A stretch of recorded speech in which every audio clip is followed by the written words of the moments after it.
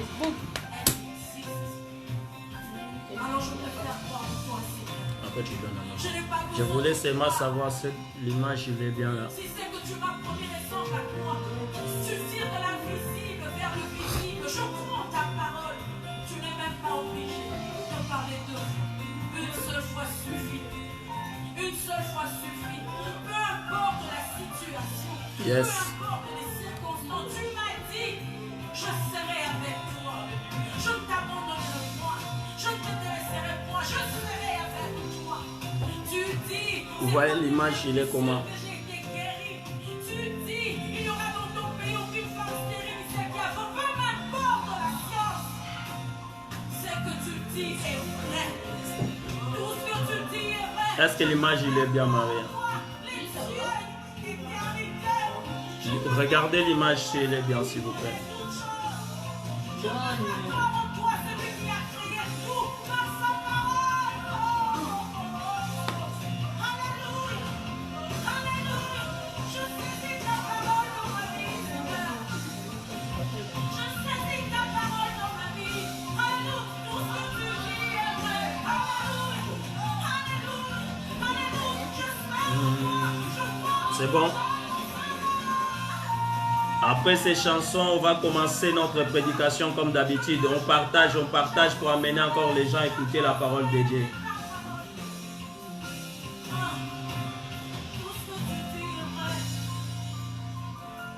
Même quand ma chair me lâcherait, même quand mon espoir s'en irait, je continuerai de croire.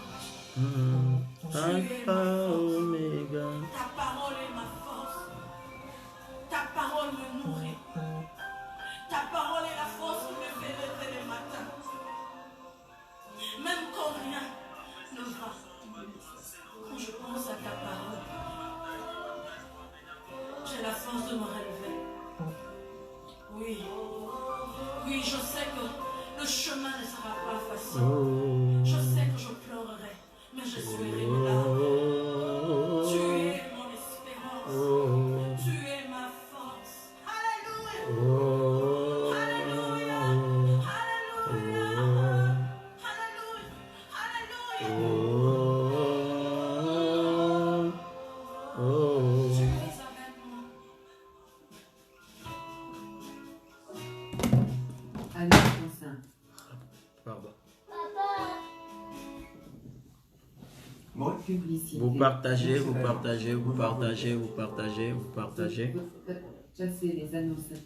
Partagez pour permettre les gens d'écouter la parole de Dieu. Vous partagez pour la gloire de notre Seigneur Jésus-Christ. Tout ce que nous faisons, c'est pour la gloire de notre Seigneur. Il est notre Dieu. Si l'heure arrivée, fais-nous signe.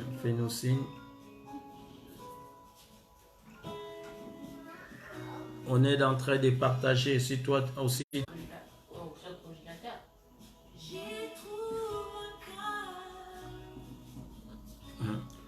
on fait les OK pour permettre que l'image ne soit pas coupée. Car Facebook, quand on reste beaucoup, sans faire les mouvements, il coupe l'image.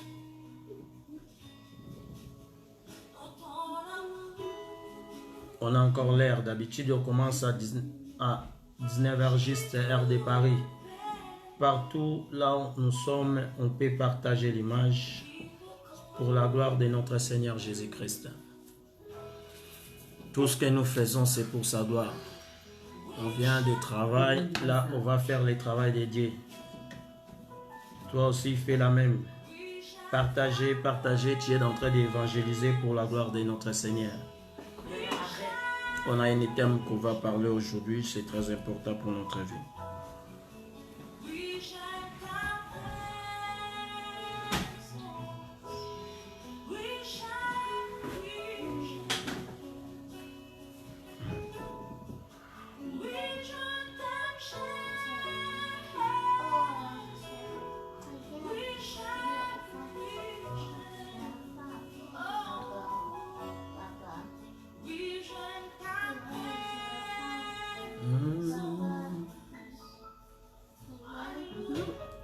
Yes.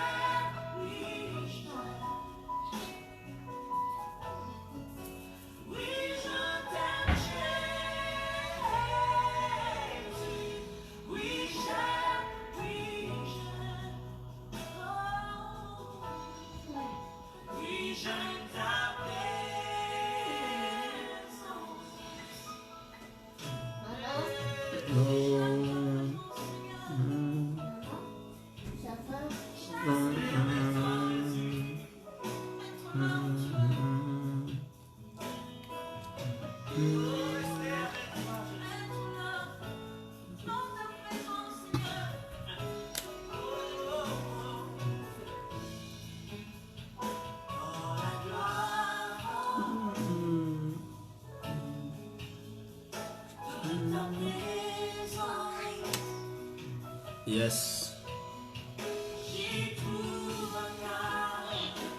On profite à partager l'image pour la gloire de notre Seigneur. Si tu partages dans tous les groupes, ça sera une bonne chose.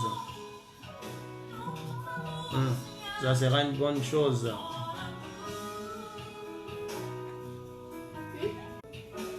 Ça sera une bonne chose pour la gloire de Dieu.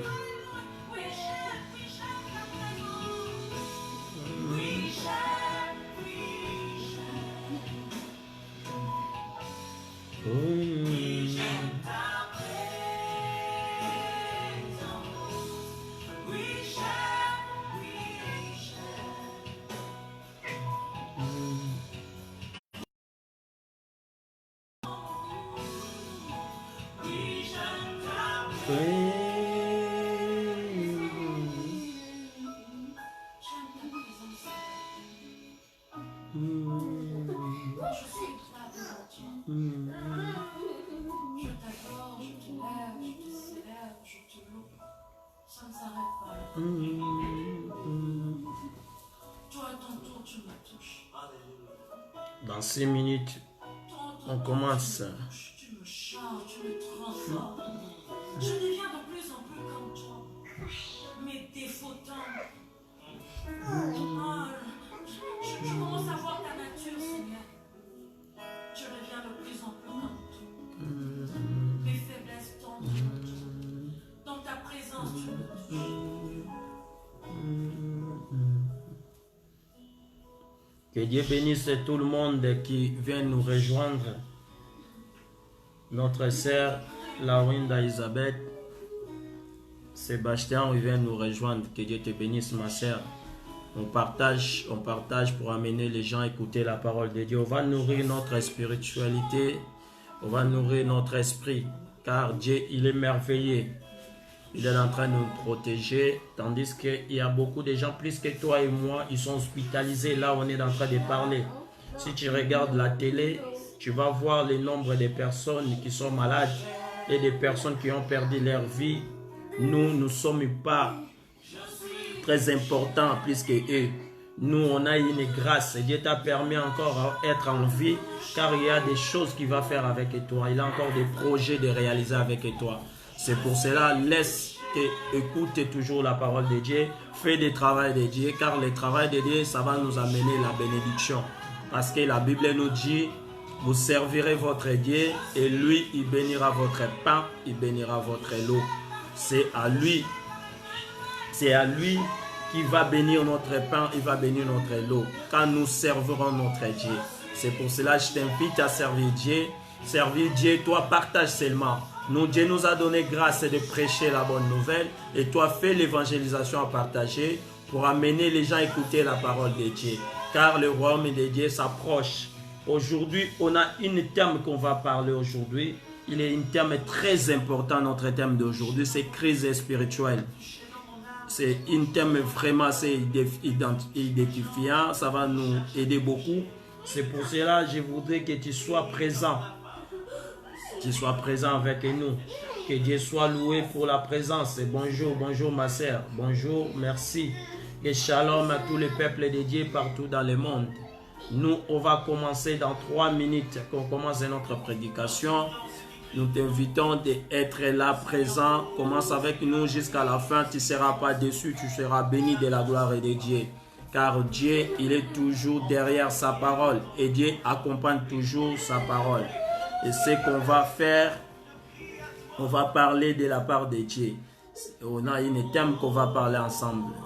Oh, et à toi. Oh. Oh, oh, oh, oh, je crie à toi. Oh, Adam et Nadège en suggestion. oh, Nadège en mal modulé en borche. je crie à toi.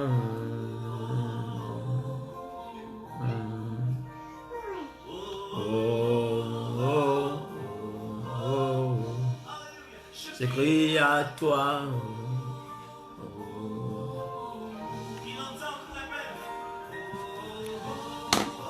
Seigneur mon Dieu, mon roi, je t'invite, je te rends grâce pour ces moments merveilleux. Seigneur, tu nous as donné encore souffle de vie. Tu m'as mis encore devant l'écran de beaucoup de gens partout dans le monde pour parler de ta part. Seigneur, je demande que je s'humilie, que toi sois élevé de toutes les choses, que ta parole soit, ainsi dit l'Éternel.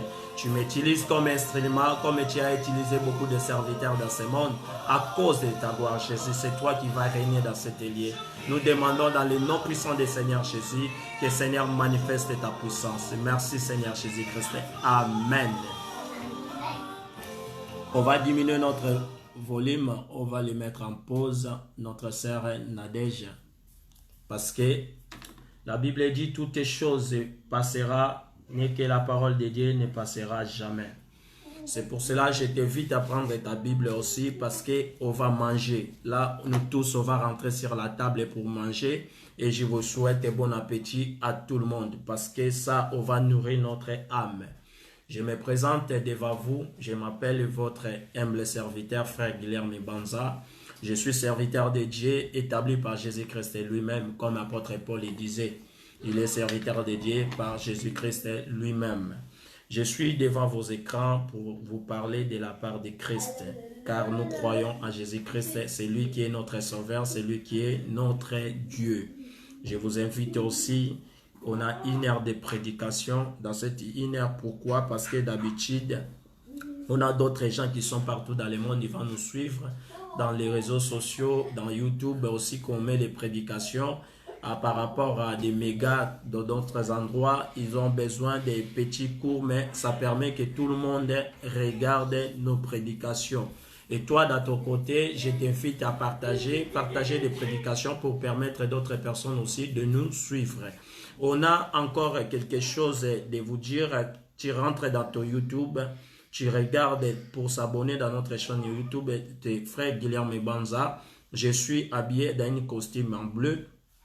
Il faut s'abonner là-bas parce qu'on a commencé à mettre des prédications depuis 2015. Il y a tellement beaucoup de prédications là-bas. Vous avez avoir besoin de se nourrir ce que Dieu nous a donné. Car la parole de Dieu, ça nous donne la connaissance. Et quand on a la connaissance, on a Dieu à nous. Parce que la parole de Dieu, c'est la force d'être humain. Être humain ne peut pas marcher lui tout seul. on va marcher avec notre Père. C'est pour cela que je t'invite à s'abonner dans la chaîne de YouTube pour regarder des prédications.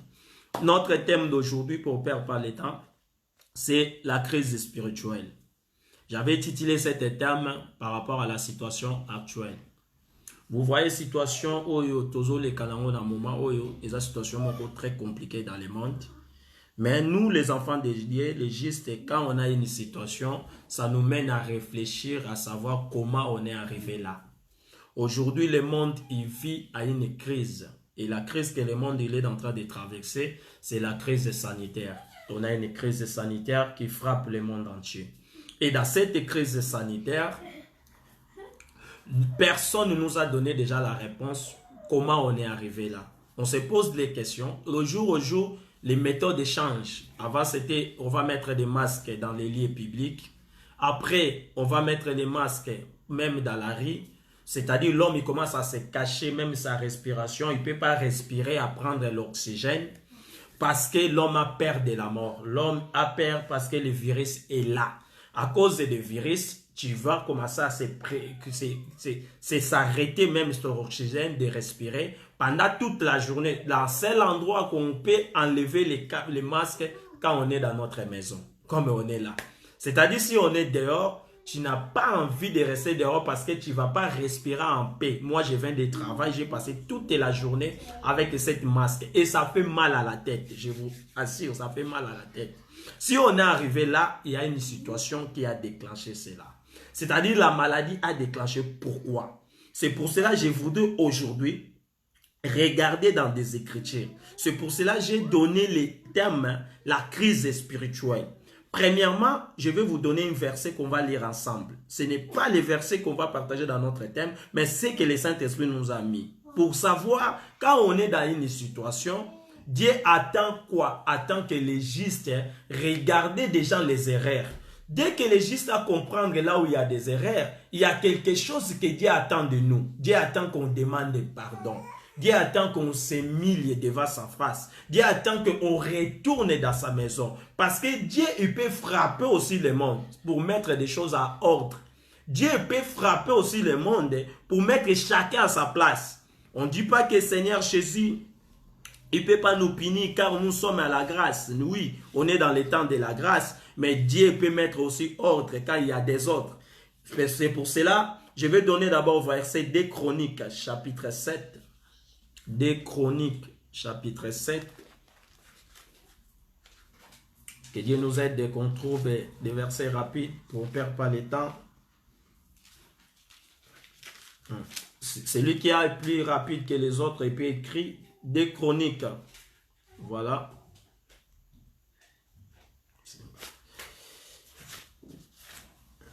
Voilà, moi j'ai trouvé les miens des Chroniques chapitre 7, on prend versets 13 à 14.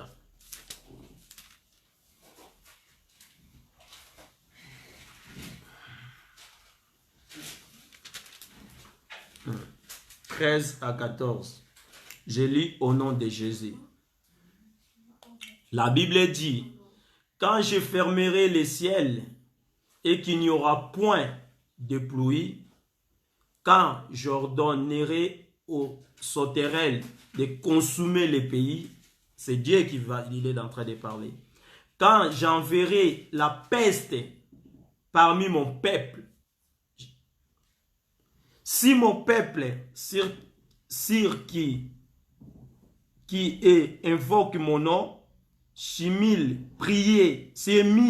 et prier et chercher ma face, et si c'est détourné de ses mauvaises voies, je l'exaucerai de ses, je lui pardonnerai son péché et je guérirai son pays. » Vous avez bien écouté la parole de Dieu. Qu'est-ce que Dieu attend de nous? Il a dit, il a fermé le ciel. Il n'y aura point la pluie. Le ciel est fermé. Il n'y a pas la pluie. Il n'y a pas la bénédiction. Il y a une crise sur la terre. Il leur donnera les sauterelles de consommer l'autre pays. Les sauterelles, c'est la difficulté. Ça va rentrer dans le pays. Quand j'enverrai les pestes parmi mon peuple, les pestes, c'est les maladies, c'est l'épidémie. Dieu, il a la capacité d'envoyer l'épidémie. Dieu lui-même. Ici, la parole de Dieu, il dit, il a la capacité de nous envoyer les pestes. Les pestes, c'est l'épidémie. C'est des maladies qui vous ne savez pas là où ça sortit. Ou vous savez là où ça sortit, mais vous ne savez pas comment ça termine. C'est la maladie qui amène beaucoup la vie des gens à difficulté. Ou beaucoup de vie des gens à danger. Mais ce que j'ai aimé, c'est le verset 14. Parce que dans le verset 14 de la Bible, il dit, si mon peuple, si qui m'invoque mon nom, humilié à évoquer mon nom, ce que j'ai aimé, prier et chercher ma face, si il détournait des mauvaises voies, Dieu il va écouter notre prière. Mais si on prie, si on cherche sa face, et si on tourne dans notre mauvaise voie, tu ne peux pas prier Dieu et tu restes dans les mauvaises voies. Non. Quand tu pries Dieu, tu es dans les mauvaises voies. C'est ça qui s'amène, c'est que notre thème d'aujourd'hui. Car notre thème d'aujourd'hui, c'est la crise spirituelle. Et la crise dans le monde, on a vécu beaucoup de crises. On a vécu la crise économique. Dans la crise économique, ça ne fait pas beaucoup de victimes. Ça ne fait pas beaucoup de morts comme on est en train de vivre maintenant. Depuis que la planète a existé, on a vécu beaucoup de crises. Mais toutes les crises qui existent dans le monde, il y a une but. Et la crise est normalement soit financée, soit la crise sanitaire, soit la crise humanitaire, soit beaucoup de crises qu'on peut citer de noms ici, ça a toujours déclenché à cause de la crise spirituelle. Car la Bible dit, c'est la spiritualité qui commande le monde physique. Vous voyez? Et la crise spirituelle, c'est ça qui amène toutes les crises que je suis en train de citer ici. La crise sanitaire a été déclenchée à cause de la crise spirituelle. Pourquoi? Parce que dans la crise spirituelle, je vais d'abord donner l'explication avant que je rentre dans le profond. La crise spirituelle est principalement le maître de tout, de toute longue crise que le monde il peut subir. Le monde peut subir la crise le plus longue, c'est la crise spirituelle. La crise spirituelle amène au ordre, car Dieu va mettre ordre quand il y a la crise spirituelle. Car si on est en désordre, Dieu va mettre l'ordre. Ça, c'est obligatoire quand on est en crise spirituelle. La crise spirituelle, qu'est-ce qui peut nous amener encore? Peut nous amener la crise, et peut nous amener les quarantaines. On a vu quand le monde a traversé la crise. Il y avait une crise sur la terre. Dieu a dit à Noé, fais un bateau. Dans cet bateau, il a mis Noé avec sa famille en quarantaine. Il était confisqué. C'était à cause de la crise spirituelle. Il y avait la crise spirituelle et Dieu a décidé de mettre l'ordre. Pour mettre l'ordre, Dieu voulait terminer toute la terre entière. Il a la capacité de terminer la terre entière s'il y a des ordres. Quand il y a la crise spirituelle, il peut faire beaucoup de dégâts, beaucoup de victimes. Et Dieu a commencé à frapper le monde. Il a préservé la vie d'espèces humaines pour une famille seulement. Et toute la terre entière, il était ces jours-là mort à cause de la crise spirituelle. Quand il y a la crise spirituelle, Dieu prend des décisions de prix délicats, l'homme ne peut pas supporter. Dieu a frappé le monde à cause de cette crise. Qu'est-ce qui s'est passé? L'homme qui était en quarantaine, comme je suis en train de dire, la crise spirituelle peut amener l'homme en quarantaine. Les jours qu'il a sorti en quarantaine, comme c'était injuste, directement il a réfléchi. Qu'est-ce qui peut amener qu'on arrive là? Pour stopper l'hémorragie, qu'est-ce que je dois faire? Et Noé a fait les sacrifices. Noé a prié comme un livre qu'on vient de lire des chroniques. Il m'a dit, si mon peuple m'évoquait à ces millions, je les pardonnerai. Noé a fait un sacrifice et Dieu a pris une décision. Pour Dieu soumis sa parole, il a mis une symbole, il a mis une signe. Il a dit à Noé, je mettrai une arc-en-ciel sur le ciel. Quand je regarderai arc-en-ciel, ça montre que je ne tuerai plus le monde comme je viens de le faire. Vous voyez, Dieu a pris décision à cause des prières d'injustes. Si Dieu a pris décision à cause des prières d'injustes, qu'il n'exterminerait plus la terre, à cause des prières de Noé, il a aussi la capacité de faire le même à cause des justes Si aujourd'hui les justes prennent conscience de dire à partir d'aujourd'hui, là on avait tombé hier, ce qu'on avait fait hier, nous ne ferons plus. On ne va pas commettre les mêmes erreurs. Ça va nous amener la guérison de la situation qu'on est en train de traverser. Amen. Situation qu'on est en train de traverser, la bête, c'est la crise spirituelle. Car les endroits où les gens peuvent trouver la sérénité, les endroits où les gens peuvent trouver sérieux, les endroits que les gens peuvent aller trouver la paix, là où les gens pensaient que c'est là-bas qu'on va trouver la sérénité, mais les gens quand ils rentrent dans des églises, ils ont trouvé encore les situations qu'ils ont laissées dans le monde. Vous voyez? C'est pour cela que j'ai titulé cet thème, c'est la crise spirituelle. Car la crise spirituelle, quand elle arrive, ça rentre même dans les temples. Vous voyez? C'est ça notre prédication qu'on va parler aujourd'hui. Ça rentre même dans les temples. Parce que dans les temples et dans les lieux saints, là où l'homme peut trouver la sérénité, quand l'homme vient dans l'église, il est venu en couple, il se retrouve en divorce. L'homme qui est rentré à l'église avec toutes les bonnes pensées, il se retrouve là-bas déçu. À cause de quoi? Car la spiritualité qui était dans l'église, il est plus. Des personnes qui pouvaient être sérieuses devant la société, c'est des personnes qui passent aujourd'hui dans les réseaux sociaux pour nous demander pardon.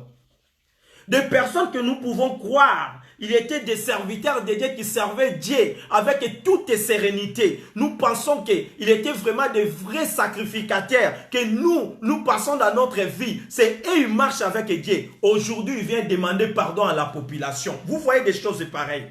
Ça montre qu'on est dans la crise spirituelle. Ça montre qu'on est arrivé déjà à voir la crise. À cause de cette crise, et Dieu est capable de faire des choses plus que ce qu'on est en train de voir. Si on ne retourne pas vers lui. C'est pour cela que je viens pour amener encore conscience des enfants de Dieu. Bisika to manaye komona kibo santo. Na église place to manaye senti que nzamba zakuna. Lelo batu bakomi komona nde comme esika ba aventure. Lelo batu bando comprendre que sika o ezakana balicho. Lelo batu bakomi comprendre sika o matonge fandi. Lelo batu bakomi comprendre sika ezo kabola mabala. Vous voyez, c'est-à-dire la crise spirituelle est déjà là. Qu'est-ce qui peut amener ces problèmes? On va continuer. La crise spirituelle, il peut nous amener la crise sanitaire. Comme on vient de lire dans le livre de Chroniques, il nous a envoyé les pestes dans le pays. Il peut nous amener l'épidémie. La crise spirituelle, il peut nous amener la crise sanitaire, je vous assure. Il peut nous amener encore la crise économique. C'est les mêmes crises là. Il peut nous amener encore la crise économique. La crise spirituelle, il peut nous amener la crise du monde moderne. C'est la crise spirituelle qui peut nous amener toutes ces crises-là. Dans les deuxièmes questions, j'avais titulé quoi? C'est que la crise peut nous apporter. La crise peut nous amener les chaos, des choses que je viens de citer. Mais la crise aussi peut nous apporter quelque chose. Parce que des personnes qui étaient... Je vous invite, il faut mettre les cœurs pour permettre à Facebook ne couper pas l'image. Vous voyez? La crise aussi peut nous apporter quelque chose. Car la crise a apporté quelque chose dans la vie de quelqu'un qu'on va lire ici dans la Bible. La crise nous apporte quoi? Quand la crise est là, Dieu il commence à mettre l'ordre. Quand il met l'ordre, Dieu fait changement. Des personnes qui avaient la promesse, les personnes qui étaient destinées pour être des sacrificateurs, Dieu peut les changer dans les personnes que vous avez jamais imaginées. C'est pour ça que vous voyez des personnes que nous confions avant. Ils sont notre père spirituel, ils sont notre grand prédicateur, des archibishops, des bishops. Aujourd'hui, on commence à voir des jeunes garçons, ils commencent à prêcher. Et des personnes là, on les regarde plus comme on les regardait avant. Car Dieu a commencé à faire leur changement. Dieu a commencé à faire leur, comme on dit, il remplace des personnes qui étaient à mal positionnées. Yes. Car il est Dieu. Je ne sais pas si tu as compris ce que je voulais vraiment dire. Bato ba wane komona lokwa ba santu. Bato to mano kanisa lokwa bangonde baza ba papa. Bato to mano mono ndire bangonde bakuta na nzambe. Bato to mano kanisa baza groupe moko ba yebani bango na bango. Aujourd'hui, Dieu commence à mettre des choses en ordre. Il commence à prendre des personnes qui n'étaient pas des prédicateurs hier. Aujourd'hui, ils sont des sacrificateurs pour parler de la part de Dieu. Ce qui était passé avec notre frère Samuel. Parce qu'on va parler aussi de Samuel aujourd'hui. Vous voyez ce que la crise peut nous apporter. Notre frère Samuel, comme je viens de dire ici, Samuel, il n'était pas prédestiné pour être sacrificateur, selon la parole de Dieu. Car dans la parole de Dieu, la tribu des sacrificateurs, c'était la tribu de Lévi. Dieu avait promis à Abraham, il avait dit à Abraham, dans la tribu de Lévi, c'est là-bas que ça va sortir des sacrificateurs. Dans cette tribu de Lévi, c'était l'enfant de Jacob. Les enfants de Jacob, chaque tribu a son droit, a son rôle que Dieu avait donné pour jouer dans les pays. Mais quand il arrive que cet enfant Lévi, il avait la promesse. Et dans les sacrificateurs, si on regarde dans les livres de 1 Samuel, parce qu'on va aller là-bas pour lire rapidement, dans le livre de 1 Samuel, chapitre 2, il y avait un serviteur de Dieu, il s'appelle Élie. Cet souverain sacrificateur, il était dans la famille de Lévi, c'est descendant de Lévi. C'est-à-dire, s'il a été déjà ordonné, c'est en Lévi qu'il pouvait être des sacrificateurs. Les enfants d'Élie, automatiquement, ils sont des sacrificateurs. Mais ici, dans ma Bible, ça me montre, il y avait une femme dans la Bible, il s'appelle Anne. Anne avait son mari. Avec son mari n'était pas dans la tribu de Lévi. Son mari, c'était quelqu'un dans la tribu de Manassé. Si on regarde dans la Bible, dans le livre de Genèse, tu vas voir que Manassé, ce n'est pas quelqu'un qui était né dans la famille de Jacob. C'est quelqu'un qui était petit-fils de Jacob. Ce n'était pas un enfant de Jacob. C'est quelqu'un qui était né en Égypte. Je ne sais pas si vous comprenez. Manassé, il était né en Égypte. Manassé, c'est l'enfant de Joseph. Ils étaient tous les deux nés en Égypte avec Ephraïm. C'est des personnes qui étaient nées en dehors d'Israël. Ils étaient enregistrés en Égypte en tant qu'Égyptiens. Car leur papa, il était au gouverneur. Quand un gouverneur fait fils d'un territoire, les enfants doivent être enregistrés comme les enfants dans ce territoire-là. C'est-à-dire les enfants de Joseph, c'était des Égyptiens. Et selon la promesse ici, Élie, ses enfants, il avait la promesse, quand le papa n'est pas là, c'est eux qui vont remplacer. Raison pour laquelle, malgré la présence d'Élie, ils jouaient le rôle des sacrificateurs. Ils faisaient des sacrificateurs dans les temples de Dieu. On voit une femme, elle s'appelait Anne. Anne partait chaque jour, chaque année avec son mari. Son mari partait faire quoi? Faire sacrifice. Comme il était ordre à Israël. Chaque année, ils menaient leur sacrifice dans les temples. Malheureusement, le mari de Anne, quand il partait dans les temples, il rencontrait les enfants d'Élie. Mais il ne rencontrait pas Élie lui-même. Chaque jour qu'il partait, il faisait sacrifice avec des enfants d'Élie. Et ces enfants d'Élie, malgré la promesse, c'est eux qui vont être des sacrificateurs. Mais la Bible dit, ils ne marchaient pas avec Dieu. Car tu ne marches pas avec Dieu, c'est-à-dire malgré la promesse, Dieu ne marche pas avec toi, Dieu ne va pas être d'accord avec toi. Là, il y a la crise spirituelle. Ces enfants, ils ne marchaient pas avec Dieu. Et Dieu, maintenant, il faut qu'il mette l'ordre. Il va mettre l'ordre où? Il va mettre ordre dans la maison de son prophète Élie. Il va mettre ordre où? Dans les temples. Dieu va mettre ordre où? Là où il y a des enfants de Dieu. Quand vous ne marchez pas avec Dieu, Dieu, il va mettre l'ordre. Maintenant, quand il met l'ordre, il va choisir une autre personne. Comme j'ai dit, la crise peut nous apporter aussi. Une crise a été installée dans la maison d'Élie. Mais la crise a apporté quelque chose à Samuel. Samuel qui est venu dans les familles qui est venu de Manassé. La famille qui était née en Égypte. Dieu a se souvenu de la promesse qu'il avait donnée à Joseph. Quand Joseph a été mort, ses enfants ont remplacé pour prendre une tribu à Israël. C'est-à-dire des personnes et des remplacements. Dieu a commencé déjà à remplacer des gens qui vont remplacer beaucoup de prédicateurs que vous voyez aujourd'hui. À cause de quoi? À cause de la crise qui est installée dans des églises. Il y a beaucoup de gens, ils savent en réalité ce qu'il fait. Il y a beaucoup de gens qui commettent beaucoup de choses. Et Dieu voit ça tous les jours. On va lire la Bible. C'est que les enfants d'Élie ont commis.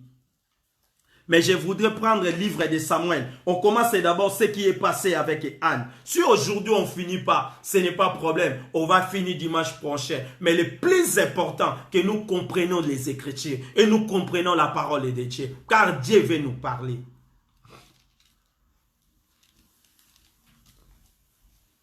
Un Samuel, on prend les chapitres.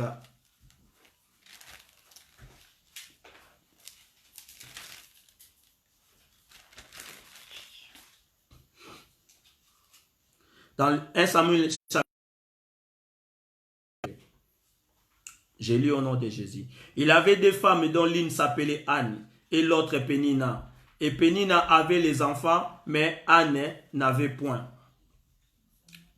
3. Chaque année, ces hommes montaient de sa ville à Silo pour se prosterner devant l'Éternel des armées et pour lui offrir des sacrifices. Là se trouvaient les deux fils d'Élie, Ophni et Fini, les sacrificateurs de l'Éternel. Se retrouvaient deux personnes dans le temple.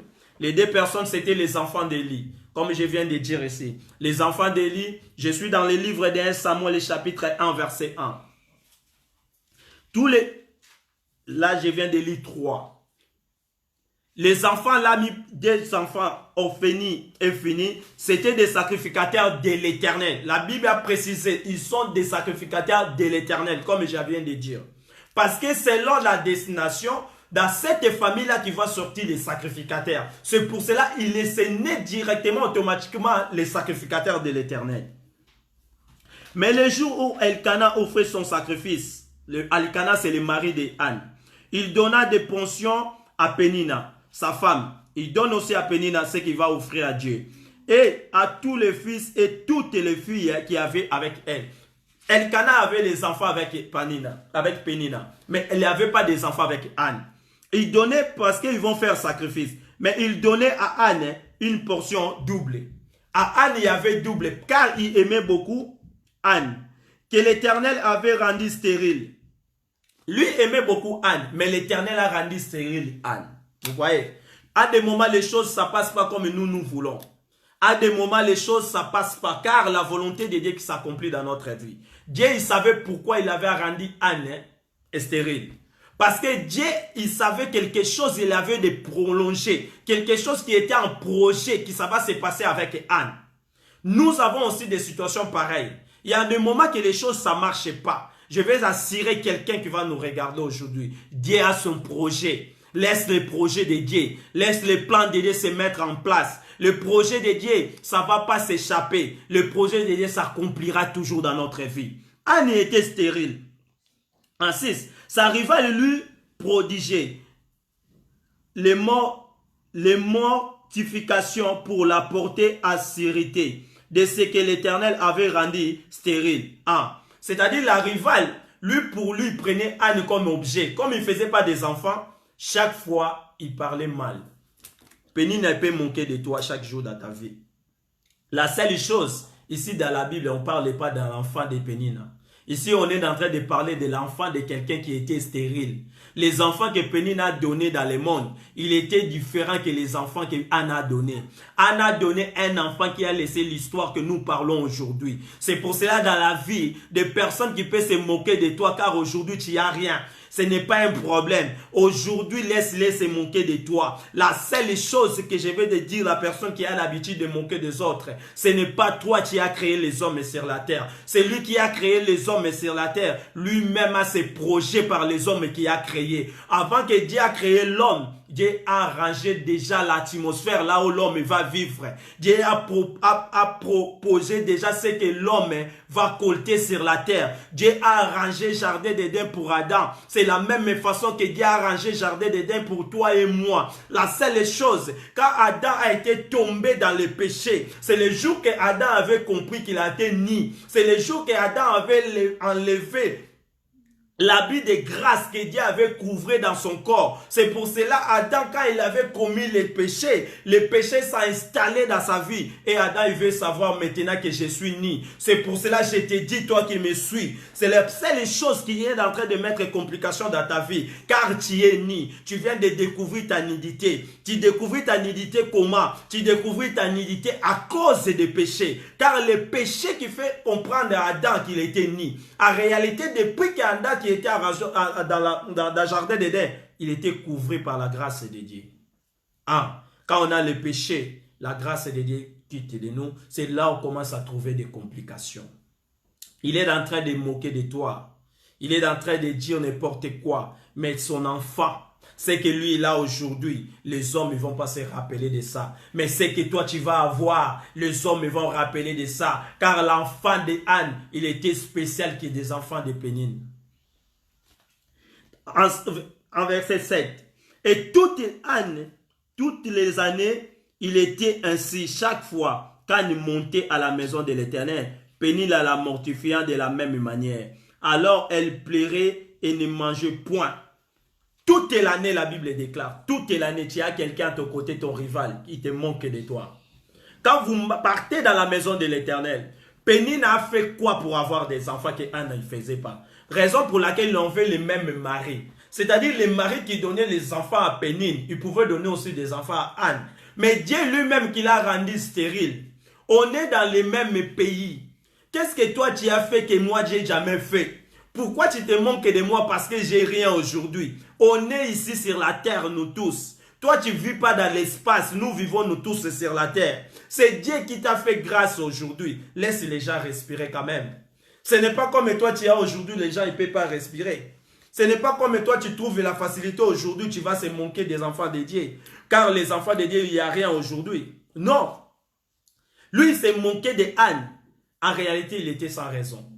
Car Anne, ce n'est pas lui qui faisait effort qui n'avait pas des enfants. La Bible déclare que c'est Dieu lui-même qui l'a rendu stérile. C'était par rapport au projet que Dieu avait avec Anne. Dieu avait un projet, comme je viens de vous expliquer. Anne, il venait de quelle descendance?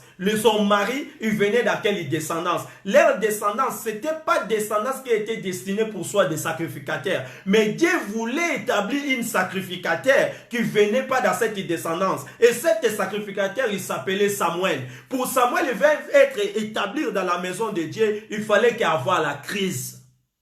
Amen. Il fallait qu'il y ait la crise. Et toutes les années, il s'est manqué de lui. Il s'est mortifié chaque jour. À verset 8, il nous dit, Elkana, son mari, lui disait, Anne, pourquoi pleures-tu? Et ne mangeais-tu pas? Il a posé la question, mais Anne ne répond pas. Pourquoi ton cœur a-t-il attristé? À ce que je ne va pas pour toi mieux que du fils. Les maris posent la question à la femme. Pourquoi ton cœur s'est attristé? Car moi, je t'aime, Anne.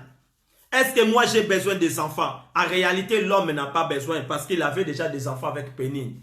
C'est pour cela que vous voyez, la situation de Anne est devenue particulière. Ce n'est pas les maris, car les maris venaient dans les temples, c'était pour d'autres sujets. Lui, son sujet, c'était pour rendre grâce à Dieu, car c'était comme ça, comme coutume toute l'année. Mais Anne, son souci dans les temples était différent que toute la famille qui était dans les temples. On peut aller dans l'église ensemble. On peut partir dans les temples ensemble. Chacun son souci. On n'a pas de soucis pareils. On ne cherche pas Dieu parce qu'on est en groupe. Chacun son souci et chacun son problème. Et les problèmes, ils sont individuels. C'est pour cela que vous voyez dans des églises, d'autres ils pleurent et d'autres ils disent pourquoi ils pleurent. D'autres il est en train de s'agenouiller et l'autre il est en train de les regarder. Oui, on a des situations pas pareilles. Chacun veut voir Dieu dans sa dimension et chacun a son problème. Celui qui a un problème plus que les autres, il va chercher Dieu plus que les autres. Vous voyez, Anne en réalité, lui il partait à l'église parce que son souci, elle voulait avoir les enfants. Mais son mari, il partait à l'église pour donner sacrifice. Car c'était onction de grâce pour toute l'année, c'est comme ça. Et malheureusement, il tombait avec des mauvais sacrificateurs. C'était des sacrificateurs de Dieu, mais des sacrificateurs qui ne marchaient plus avec Dieu. Aujourd'hui, on trouve la même situation. Tu pars à l'église car tu as besoin d'avoir des enfants. Tu pars à l'église car tu as beaucoup de difficultés dans ta vie. Tu pars à l'église car tu as besoin d'être guéri d'une maladie. Mais le problème, tu rencontres des enfants d'Élie. Amen. Tu es en train de rencontrer des enfants d'Élie dans les temples. Les enfants d'Élie, des anciens serviteurs, comme moi je l'appelle, des loin de l'Éternel ancien, des personnes qui étaient destinées anciens. Leur problème, c'est quoi? Leur problème, ils ne marchent plus avec Dieu. Car tu ne marches pas avec Dieu, et Dieu va mettre ordre. Dieu ne va pas marcher avec toi. Il va te rejeter comme il avait rejeté des personnes qui étaient avant nous. Amen. Dieu, c'est comme ça. Il ne change pas. Dans verset 9, Anne se leva après que l'on eut mangé et bu en silo. Les sacrificateurs, Élie était ainsi sur le siège, près de l'un des poteaux du temple de l'Éternel. Le jour-là, Anne a tombé dans les bonnes personnes. Il venait pour faire sacrifice. Quand le mari a dit, pourquoi tu t'attristes-tu? Pourquoi Anne tu ne manges pas? Est-ce que moi j'ai besoin des enfants? En réalité, moi j'ai besoin de toi. Il se plaignait devant Anne. Anne a écouté ses paroles. Anne a pris la fortification de dire, je vais manger aujourd'hui. Quand Anne a mangé, mais il y avait quelqu'un qui était dans le poteau sur place le jour-là. Ce n'était pas les mêmes façons qui venaient toute l'année. Car dans toute l'année, c'était les enfants d'Élie qui étaient comme des sacrificateurs. Mais aujourd'hui, Anne y rencontre un homme de Dieu. C'est lui qui est le père. C'est lui qui est le sacrificateur principal. C'est lui qui peut donner ordre dans la situation de Anne. Car la parole est seulement d'un prophète. C'est la bouche de Dieu. Il manquait la parole d'un oint de l'Éternel. C'est pour cela que tu ne blagues pas avec des oints de Dieu. Il y a des hommes de Dieu, il y a des faux, il y a des vrais aussi. Il devient faux quand il ne marche pas avec Dieu. Mais ça n'enlève pas son identité d'être sacrificateur. Il est sacrificateur, mais il ne marche plus avec Dieu. C'est-à-dire l'onction de Dieu, il est pris avec lui. Quand tu n'as plus l'onction de Dieu, tu n'as plus la présence de Dieu à toi. Oui, il peut arriver dans des situations comme ça, comme les enfants de Dieu. Mais il y avait un homme de Dieu sur place là, qui s'appelait Élie. Ce jour-là, Anne, il était là. Élie aussi, il était dans les poteaux. Écoutez ce que la parole de Dieu dit. Et l'amertume de l'âme, elle pria l'Éternel. L'amertume de l'âme de Anne. Il a fait qu'il priait à l'Éternel. Quand on a l'amertume, on prie seulement Dieu. La première chose à réfléchir quand il y a l'amertume, il faut que tu pries ton Dieu. Il versa les pleurs. Elle fit un vœu et disant, écoutez la prière de cette femme. Lui, il priant, il se plaint car l'amertume se monte dans son cœur. Mais la première chose qu'il fait dans son prière, c'est un vœu. Est-ce que d'habitude, toi aussi, tu fais des prières de vœu? Est-ce que vous savez quelle est les prières de vœu? Les prières de vœu, tu montres aussi la part de Dieu dans ton prière. Est-ce que tu as déjà montré la part de Dieu dans ton prière? Qu'est-ce que Dieu il a comme la part dans tout ce que toi tu demandes à Dieu? Chaque jour, toi tu pries seulement pour toi. Tu montres seulement ce qui est pour toi. Mais Dieu attend aussi des prières de vœu. Dieu attend aussi des prières qui s'en montrent sa part à l'intérieur. C'est pour cela Anne avait la révélation. La prière de Anne, la première chose que la Bible nous dit, elle fit un vœu. Dans le vœu, il a dit quoi? En disant à l'Éternel des armées, si tu daignes les regards de l'affliction de ta servante, et si tu te souviens de moi, et n'oublions point de ta servante, et si tu donnais à ta servante un enfant mâle, je te le consacrerai à l'Éternel pour tous les jours de sa vie. Et des raisons ne passera point, les rasoirs ne passera point sur sa tête. Vous voyez le vœu qu'Anne avait fait. Premièrement, il a dit, si tu me donnes un enfant, mais il soit un enfant garçon, si tu me donnes, je consacre cet enfant à toi. Il restera toute sa vie dans ta maison. C'est-à-dire, Anne, il demande à un enfant, mais l'enfant, il ne va pas rester avec lui, mais il va donner ça à Dieu. Vous voyez, c'est un enfant sacrifice. Il demande à un enfant, mais pour donner sacrifice. Il montre déjà sa façon. J'ai besoin d'avoir l'enfant pour que le monde voit que j'ai un enfant. Mais cet enfant, ça ne va pas m'appartenir. L'enfant va appartenir à toi. En réalité, est-ce que tes enfants appartiennent à l'Éternel? Car la Bible dit, vous servirez votre Dieu, vous et votre maison. Vous voyez ce que la parole de Dieu dit. Et Anne, il a fait une prière. La prière de Anne, c'était prière de vœu. Il a fait un vœu à l'Éternel. Si tu me donnes un enfant, c'est-à-dire si tu me donnes un enfant, mais l'enfant soit un garçon. Si tu me donnes un garçon, et moi je vais prendre cet enfant, je consacrerai à toi. Il va rester avec toi toute sa vie. Avant que l'enfant soit né, sa maman a commencé déjà à donner une alliance de l'enfant avec son Dieu. Vous voyez? Samuel n'était pas encore arrivé, mais l'accord, ça commence à se faire. Pourquoi la maman a donné l'enfant à Dieu? Est-ce que tes enfants, tu as déjà présenté à Dieu? Qu'est-ce que Dieu prétendre de tes enfants? Tu as dit quoi à l'Éternel à cause de tes enfants? Parce que Dieu l'aime des choses comme ça. Anna dit à l'Éternel, moi je te donne, tu me donnes l'enfant. Si toi tu me donnes, et moi je te donne. Hein, c'est tic-tac, c'est les échanges. Et Dieu l'aime des prières comme ça. Les prières de Anne. Cette soirée, quelqu'un dit des choses comme ça devant Dieu. Montre aussi des prières de vœux. Qu'est-ce que tu vas donner à Dieu comme un vœu? Cet après-midi, c'est un geste, peut dire un mot de dire à Dieu. Si tu nous donnes ça, nous te donnons ça. Dieu attend de ça. Que Seigneur, si tu nous donnes la paix, si tu nous enlèves cette épidémie, si tu nous enlèves cette difficulté, nous resterons tes serviteurs, nous te servirons toute ta vie. C'est les choses qu'on doit promettre à l'Éternel. Il attend de nous de dire un mot. Amen. Amen. Il a dit que le rasoir, il ne rentrera pas dans sa tête. Si vous comprenez, dans les prédications passées, on avait vu une femme aussi, un maman, dans les livres des juges. Dans le livre des juges, et là, il parle de Samson. La maman de Samson, elle a dit la même chose. L'ange, il a dit, les rasoirs, il ne peut pas rentrer dans les cheveux de Samson. Pourquoi les rasoirs, il ne peut pas rentrer? Car c'était le Saint-Esprit doit rester en l'enfant. Le Saint-Esprit ne peut pas quitter dans le corps de Samson. C'est ça qui était la force de Samson. Ici, Anne prophétise aussi. Si tu me donnes l'enfant, je vais donner l'enfant sur ton temple. Je vais amener l'enfant dans les temples. L'enfant va rester avec toi. Je donne l'enfant toute sa vie rester avec toi. Mais je ne vais pas mettre les rasoirs dans ses cheveux. C'est-à-dire, je n'enlèverai pas le Saint-Esprit dans l'enfant. L'enfant va rester avec la pureté. L'enfant va rester comme il est venu. Car les cheveux que l'enfant va se naître, c'est les cheveux qui viennent de l'Éternel. Amen. Amen. Ah, la force de Samson, il était dans les cheveux. La force d'un serviteur de Dieu, il est dans le Saint-Esprit. Un serviteur de Dieu sans le Saint-Esprit, il n'a pas la force. Un serviteur de Dieu sans le Saint-Esprit, il devient un faux serviteur. Car la force d'un serviteur, c'est le Saint-Esprit. L'enfant, il ne doit pas être coupé. Les rasoirs ne peuvent pas rentrer dans les cheveux.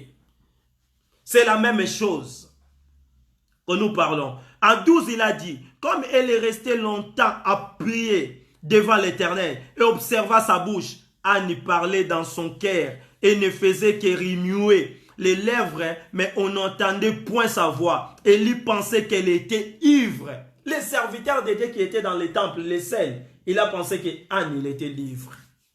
Un serviteur, il a imaginé que Anne était ivre.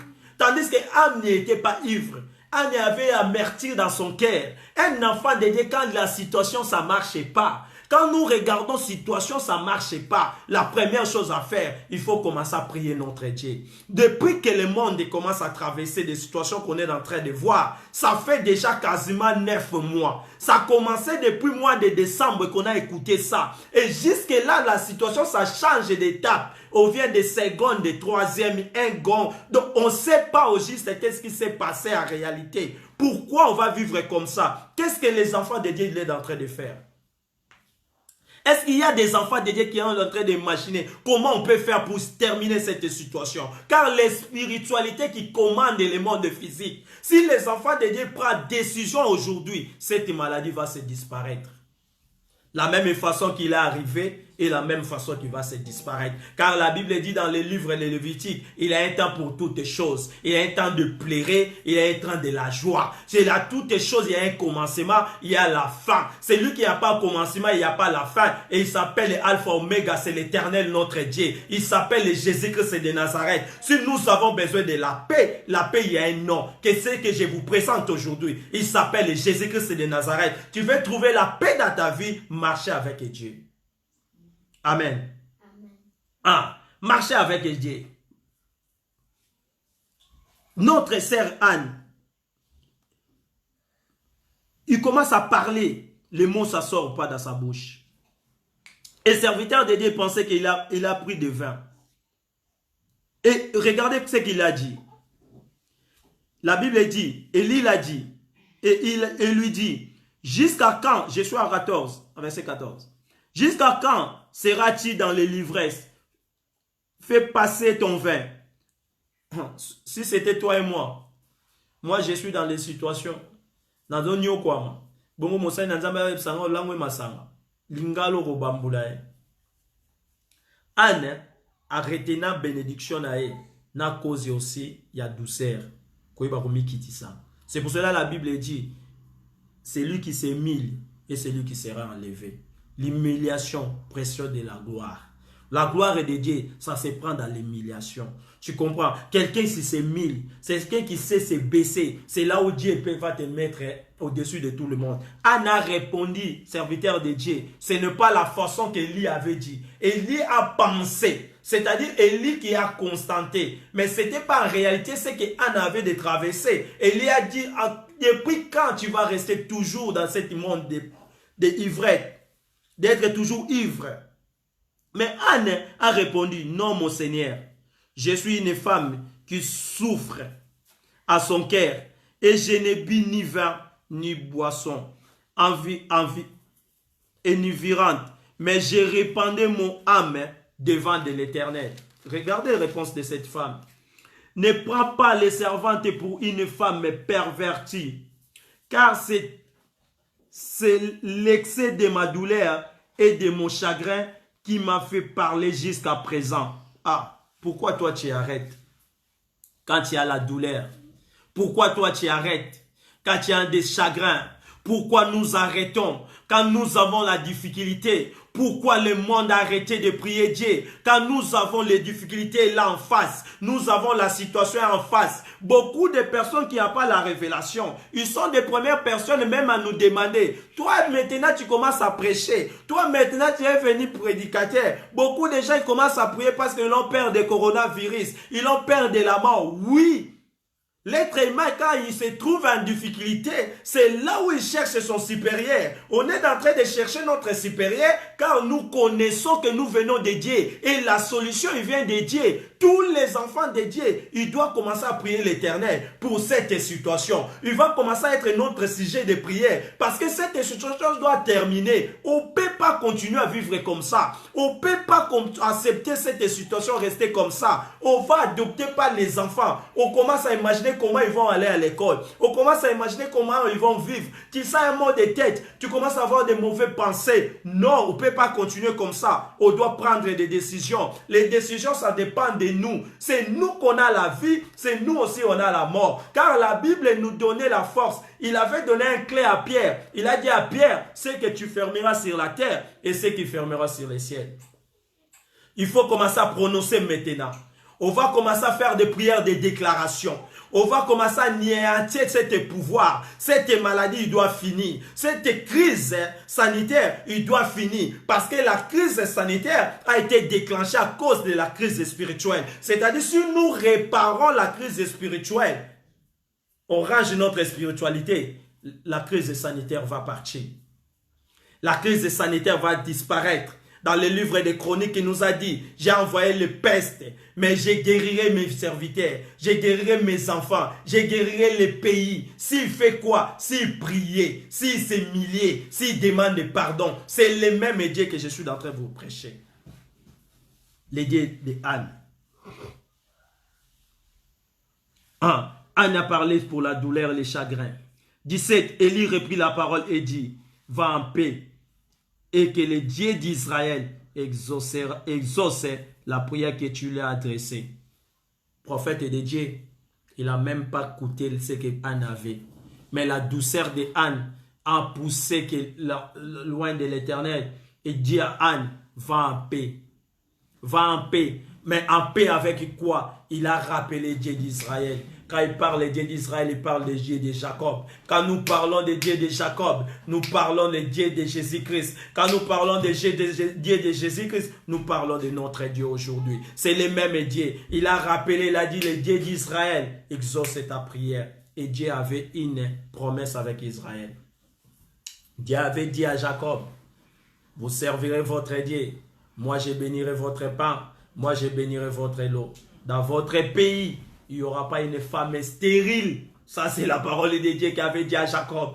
Dans votre pays, il n'y aura pas femme qui avorte. Mais ici, dans le pays de Jacob, il y avait une femme qui avait problème de stérilité. Cette femme, elle s'appelle Anne. Comme Anne, elle a prié Dieu. Comme Anne est assimilée devant Dieu. Comme Anne a dit la parole devant le prophète de l'Éternel. Ouin de l'Éternel a fait rappeler Dieu qui avait fait une alliance avec Israël. C'est pour cela qu'il a dit, le Dieu d'Israël exauce ta prière.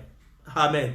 Aujourd'hui, je n'ai pas pour inventer Dieu. C'est le même Dieu d'Israël. Le Dieu qui a dit dans le livre de Galates 3, 29. Si vous êtes l'héritier des royaumes. Hein? On va lire ça. On va trouver ça parce que cette parole, ça me fait du bien. On va lire ça. Parce que cette parole, c'est des choses très importantes pour notre vie. Beaucoup de gens ne comprennent pas. D'autres vont dire pourquoi. Il parle des choses d'Israël, mais nous, ça nous concerne comment? Galates 3, chapitre 29.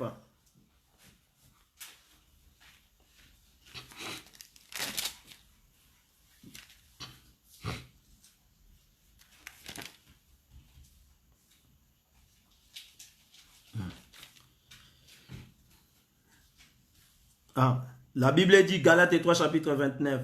Et si vous êtes en Christ, vous êtes donc la postérité d'Abraham et héritier selon la promesse de Dieu. Vous avez écouté la parole de Dieu. C'est-à-dire, nous sommes la postérité d'Abraham. Et tout ce que Dieu a fait comme alliance avec Abraham nous appartient. Et Dieu nous a dit, dans votre pays, il n'y aura pas femme stérile. Toutes les femmes qui ont problème de stérilité, c'est la seule chose de rappeler Dieu. Dieu nous avait fait une alliance. Nous sommes la postérité d'Abraham. Comme le livre de Galates vient nous dire, dans notre pays, il n'y aura pas femme stérile. Ta stérilité, il doit être passager. C'est pour cela que tu regardes dans la Bible, toutes les personnes qui étaient stériles, qui avaient constaté à chercher Dieu, et Dieu a répondu dans leurs prières. Parce que notre Dieu, il ne ment jamais. C'est le même Dieu, il ne change pas. Prophète de Dieu, il dit que Dieu écoute ta prière. 1. Va en paix de l'Éternel. Et qu'est-ce qui s'est passé? Elkana connut Anne, sa femme, et l'Éternel souvenait d'elle. Dans le cours de l'année, il devint enceinte et elle enfanta un fils qu'elle nomma Samuel. Car dit elle, je l'ai demandé à l'Éternel. Le nom de Samuel, ça signifie je l'ai demandé à l'Éternel. C'est quelqu'un qui est venu de Dieu. Samuel, il est venu déjà de l'Éternel. Il avait fait un accord, Anne, avec Dieu. Si tu me donnes, moi je te donne. Et cet enfant, il sera dans ta maison. C'est comme ça que Anne a amené Samuel jusque dans la maison de Dieu. C'est comme ça.